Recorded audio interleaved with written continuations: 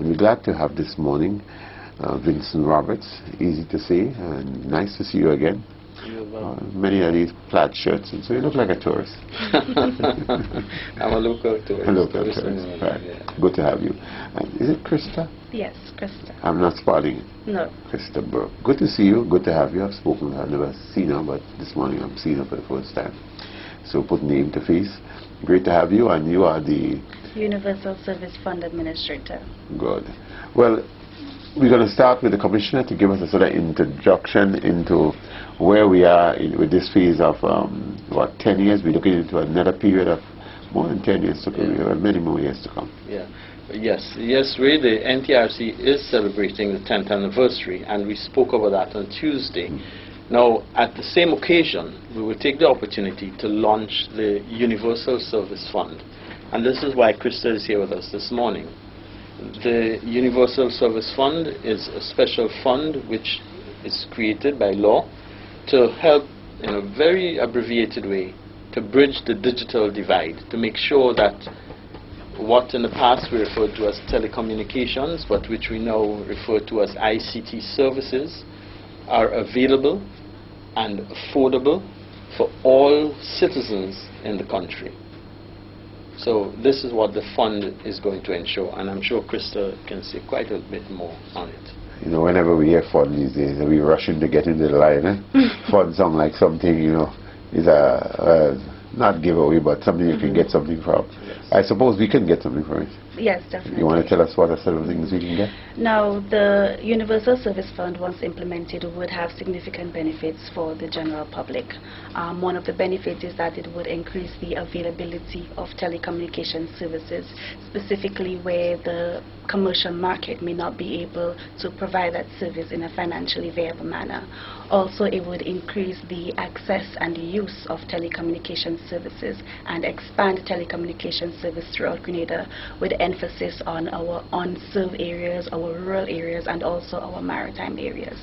In addition to that, Universal Service would also expand the telecommunication services into the schools, our hospitals, and similar institutions. So these are some of the benefits that can be derived from the implementation of the Universal Service Fund program by the NTRC. I'm going to come back to two areas. The fishing industry, which is so important. It's one of the successful areas of the local economy now. So clearly that is going to help them. It's going to be a boost. It means you can go much further out. Just to go, I can swim. And the one in terms of getting into the classroom. Give us a sense as to how this thing is implemented. What are the steps you have started? So help me to understand a bit more. Okay. Over the past few months, the NTRC has embarked on a data collection exercise, basically. And this would enable us to determine where we are presently and where we need to go. We also conducted a survey, and this was done in collaboration with the Central Statistics Office. And this survey, together with information collected from the providers and information collected from the public institutions, enabled us to identify the areas that we would need to focus on and the areas that are in need of the telecommunications network and service. Now, once the program is launched, and the launch will be on the 29th of September, and this would form part of the opening ceremony of the NTRC 10th anniversary celebration.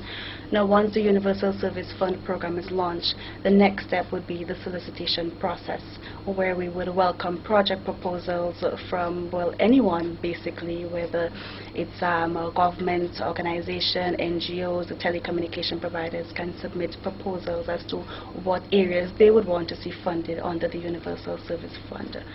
Once this is done, the NTRC would then shortlist the projects based on what we have received, and based on the data collected, we would shortlist the projects. And from that, we would, in essence, tender this project out for bidding, where persons can submit their bids, and based on that, we would award a contract. Of course, the criteria would be set by the NTRC and would make public information to everyone, so persons can know what criteria they are being judged on. You said any kind of project, but give us some examples. Some of us not too bright. Okay. Let me just take it, Jeffrey. Now, first of all, we need to understand the concept of universal service. In the past, we spoke also of universal access. And you may remember seeing the phone booths around the country.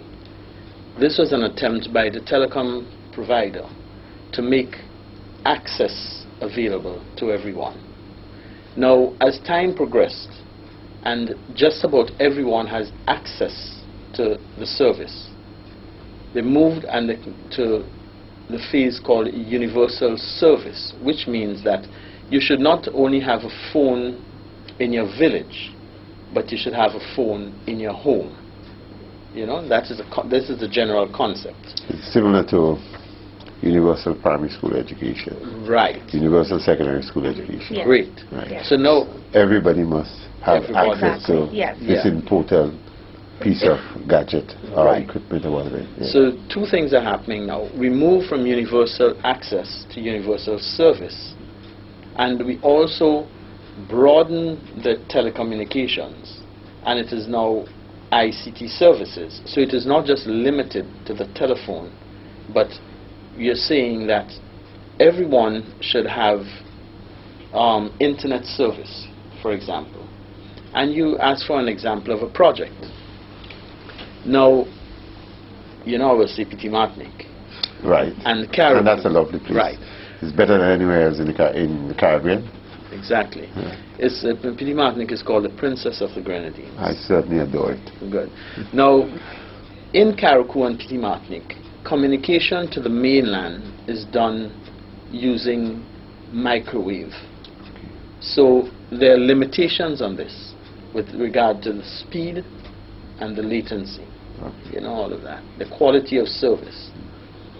Now, ideally, there should be a fiber optic cable linking Grenada to Carriacou and Pt.Martinique so that we can enjoy the same quality of cable service. Flow, everything. Right, and internet service and whatever else the other providers want to use.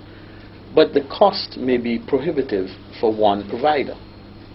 The providers, or someone from Carriacou, Pt.Martinique, or even Grenada, can propose to the Universal Service Fund that a project be done, that this money be spent either to do the laying of the cable, to fund the laying of the cable themselves, or to subsidize the laying of the cable, so that the people of Carriacou and Pt.Martinique would have the same quality of service as the folks in Grenada.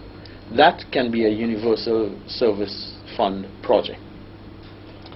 And this is necessary because each time I go to Carriacou, they would say, we are limited, we don't see you guys, and the service that we see from the others really not that up to standard. Exactly. So they see more of neighboring segments. Yes. So I think this is a wonderful example of what perhaps, and could this happen, Ms. Burke, in quick time?